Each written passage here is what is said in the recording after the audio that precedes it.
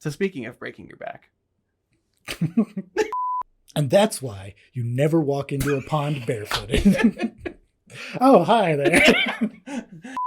And that's why I had to get the nail polish remover off of my knees. So anyway, welcome back to another episode of Breaking the Line. I'm Samuel. And I'm Charleton. Taking a deep dive into the arts of mime. And choreography? And choreography, yeah, sometimes. But today, not so much. Today is part 3 of our trilogy of presentation structure, where we actually talk about the songs themselves. We've laid the foundation slowly, talking about stages and talking about why you would even pick these songs and the whole structure of it. And now we actually get to talk about songs for once. Yeah, now we're actually talking about the songs and the lineup and stuff like that, which most people would say, oh, that's why not just skip forward to here. And to those people, I say, wow, you just don't care about the content, do you? Yeah. You won't mash that like scribe. Whoa, you got them early. Yeah. You gotta keep them on their toes. I know this. So anyways, we're going to be talking about presentation lineup. Like, first of all, we're going to talk about the songs themselves, but then also what direction you should aim their trajectory of messages and which order you should put them in. Because, of course, there are plenty of songs out there, and there are many songs that have different purposes from roll some dice of which songs to do first. Yeah, don't do that. So we're saying here are some things to think about on why you should put this song first and this song last. And that's basically the gist of this podcast. Yep. All right, so let's get into song positions. Actually, not all right. It is not all right, because I keep saying that every time. I'm not all right. Track 7, I think, off of the 2007 WoW album. No, it's not. It's one of the earlier ones. I don't remember. I remember that. I love that pink disc. Yeah. Anyway. So with songs being like where they're positioned in the song, it matters. Mm-hmm. But there is a psychological thing. It's not actually something I made up. It's something I learned in my psychology class in college. So I can this can be cited, scholarly articles, all that good stuff. There are 4 things that people tend to remember. The first thing, which is like the first song in the lineup. Usually these, we do them for... Okay. I'm just doing the B-roll.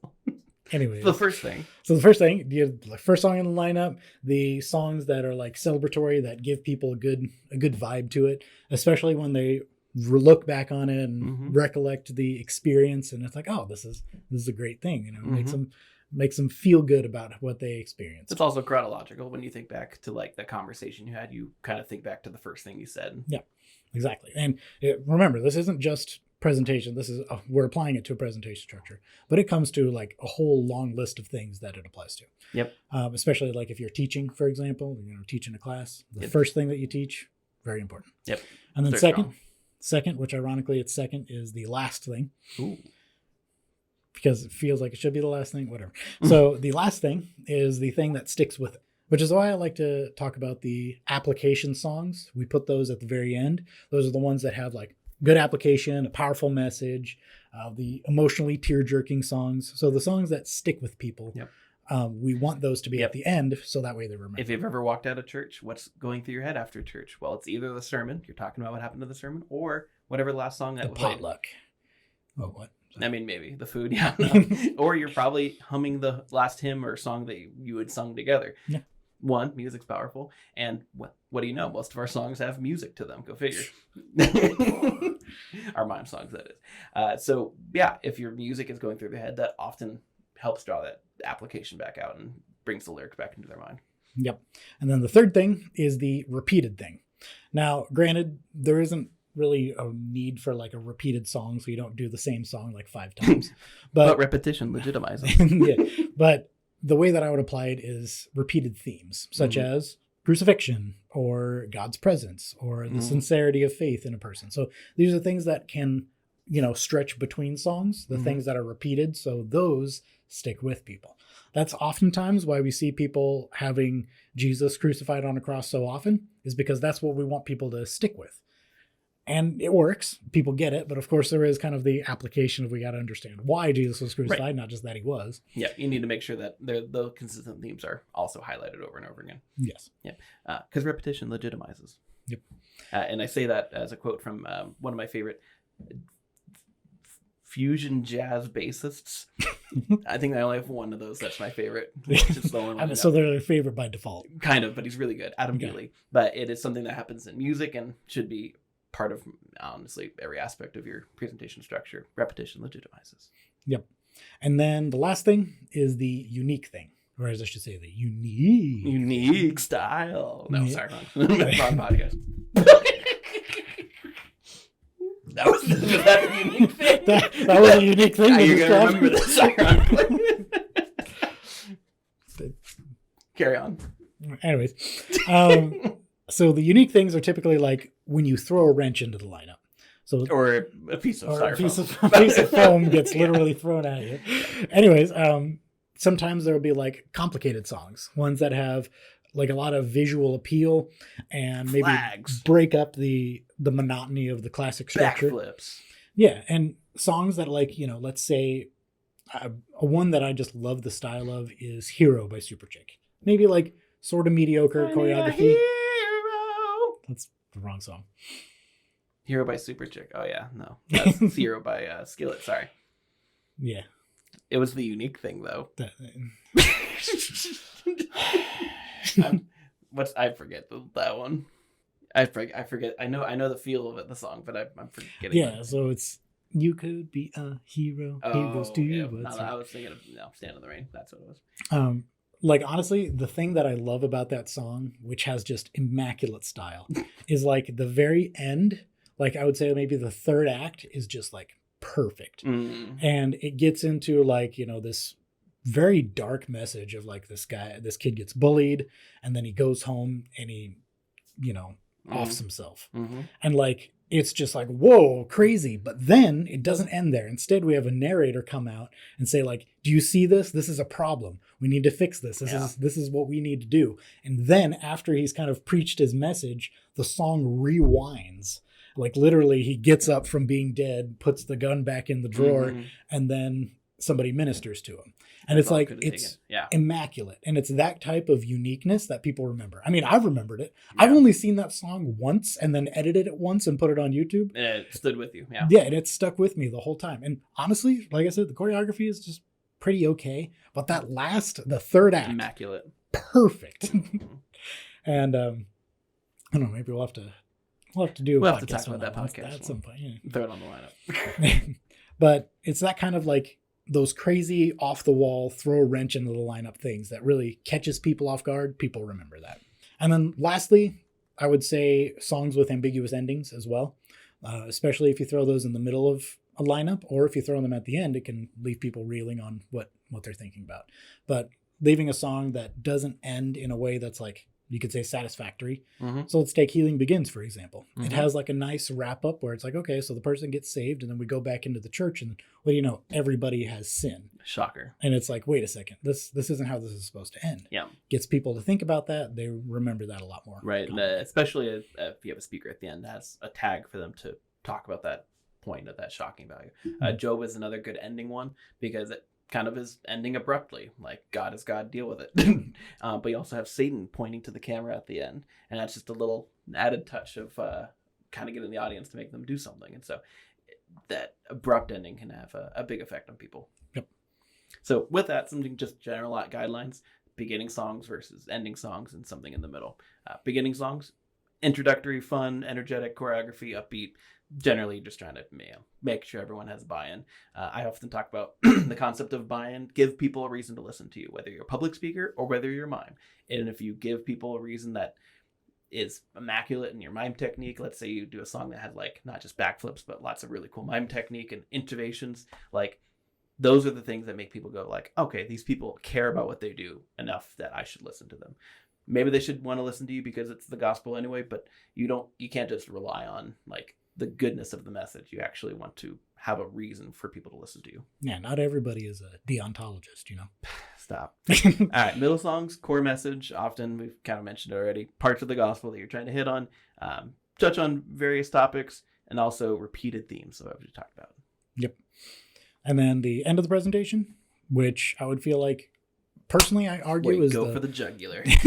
Yeah. Make them cry. Yeah, I would argue that's the most important. it's technically not food, but Right, because if you didn't earn their attention, there's nobody standing there anymore. Exactly. And so at the end of the presentation, we put powerful messages, ones that are serious songs, intense themes. Those are ones that we want people to remember, especially application. Like, what do you leave the audience with? The things of, like, as the audience leaves, there's a question in their mind or a thing that you've more or less explicitly told them that they should apply to their lives. Like, He Moves, You Move.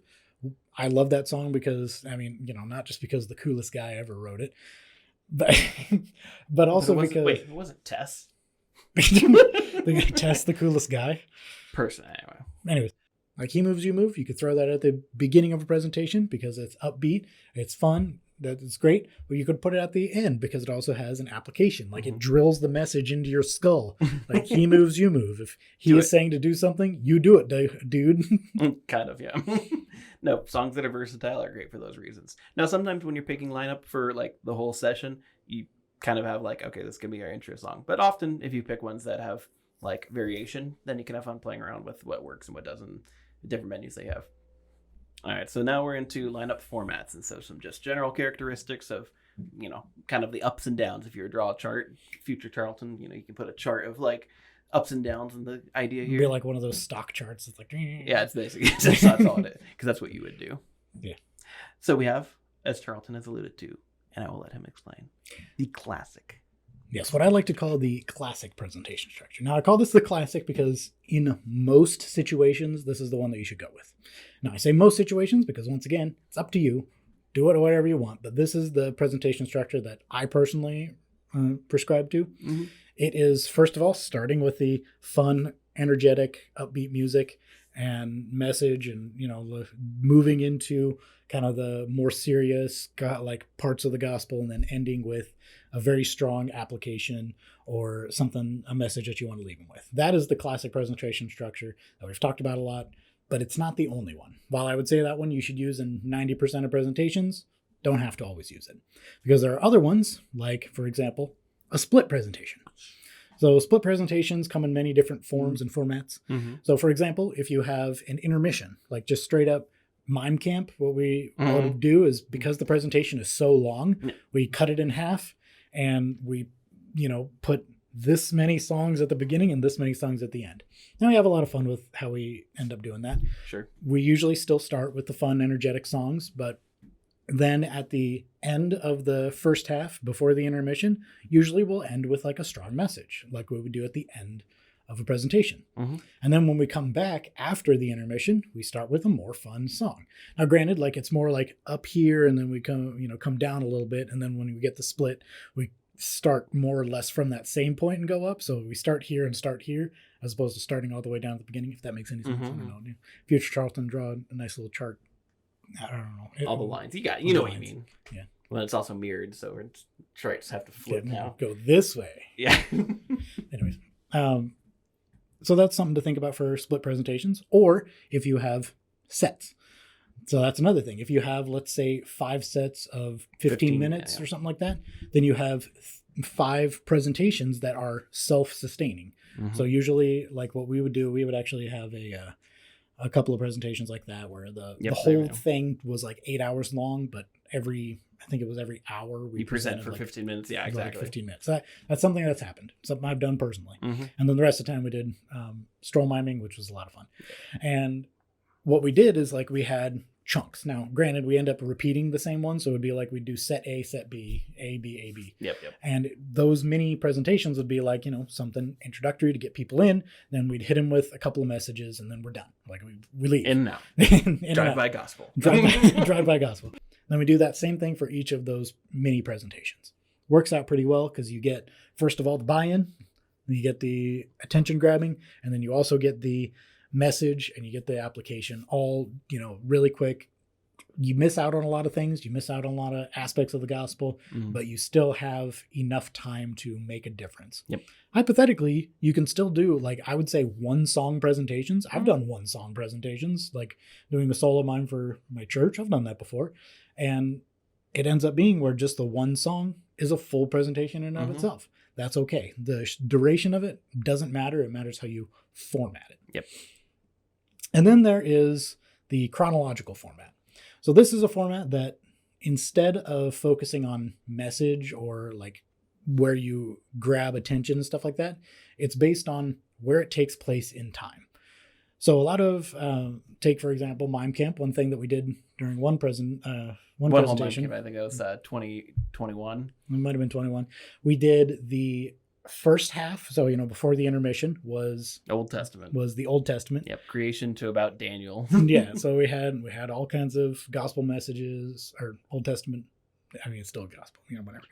So we did the Old Testament. We started at creation. We had things that touched on creation. Then we moved all the way until before Jesus. And then when we came back for the second half after the intermission, we had Jesus. And then we moved forward even into time where we had modern time songs that were not Christian application. Otherwise, Christian application. And so those are the types of things that you could do in just a regular format. You can do like, here's creation, here's Old Testament, here's Jesus, here's modern times. Like that's totally acceptable for a chronological type format. Yep. And then finally. And then lastly. Shotgun, no. Scatterbrain. The scatterbrain. So this is for presentations where people can come and go as they please. Honestly, this is the only type of presentation structure where you can use the same song in multiple times in one presentation, and I think it's totally acceptable. These are the types of ones that, like, for example, at the San Diego Fair, you go there, people come and go, like maybe people only have 15, 20 minutes. While they're eating their lunch or whatever, their giant turkey leg. And they got their burger that's made out of like donuts. Cheetos and donuts and something like that. Exactly. And they'll come in 15 minutes, sit, watch, and then leave. And then use the restroom. No. and so between each of they use the restroom for 30 minutes. Got that joke out. Yeah, anyways. I don't think he got anything else out there. So with the scatterbrain format, it's all about getting as much of the gospel out there as you can is kind of a piecewise format. Now, you can say it like the way I say it's scatterbrain, but it's more of like an ebbs and flows kind of thing. Right, where it doesn't matter. You kind of constantly go up and down on it. That's what I'm kind of saying. Yeah. Because you got like a bunch of introductory, celebratory type songs. You can throw in, He Reigns like 4 times in the presentation. Totally. And throw in, several hard-hitting messages throughout the presentation. It could be your second song and also your last song. You just have a reason. Like that. Just have a reason for it. It's not approach we would recommend using most of the time. Just have a reason. They're literally, this is the format that I would say don't use, but it's there to use sparingly when the time calls for it, because it's valid. I know you've actually used this relatively recently because of how, because it was the place where we needed to go. Yeah, there's almost a reason why we were talking about the San Diego Fair, because that's literally where we did it at. Cool. So then that concludes our 3-part series on presentation structure. Hope you guys enjoyed. There's links. National Like Scrub! You have to be so loud when you do that. It's going to make the audio peak. Yeah, here, sorry. Yeah, that's fine.